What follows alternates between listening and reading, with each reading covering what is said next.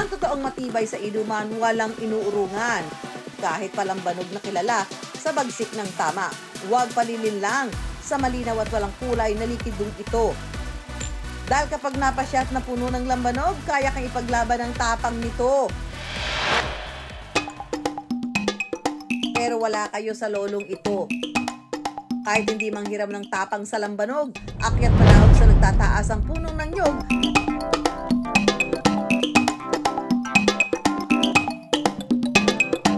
Na umaabot sa 20 talampakan.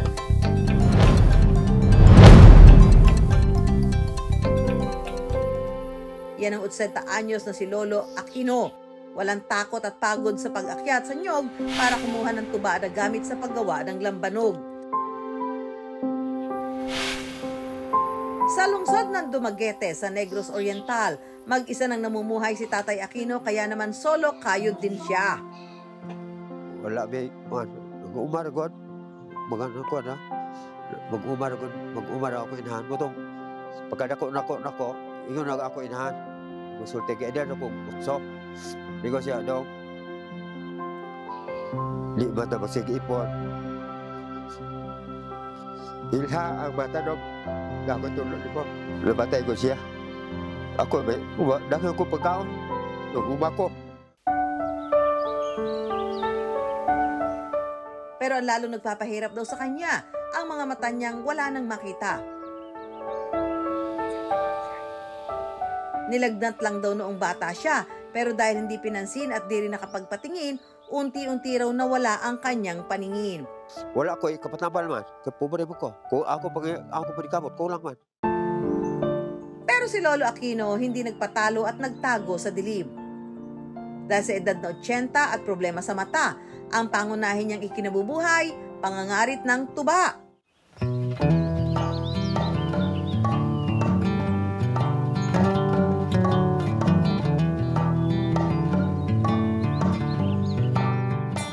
Inabutan namin si Lolo Aquino na umakyat ng puno para manguha ng tuba.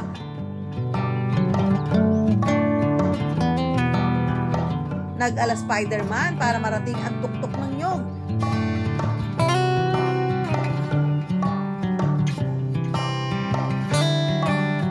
Kukunin ang mga naipong tuba mula sa pag-akyat niya kahapon at saka kakaritin ang sanga para makakuha ulit ng katas ng tuba.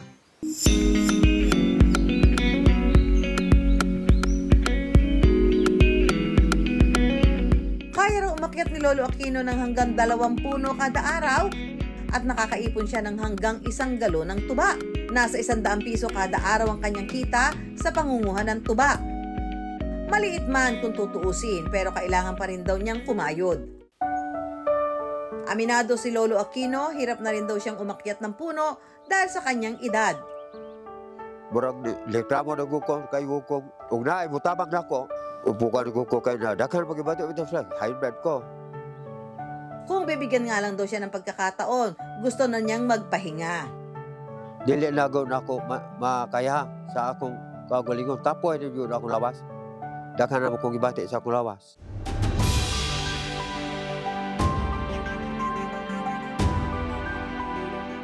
Magpasalamat ako sa GMA na dugay na akong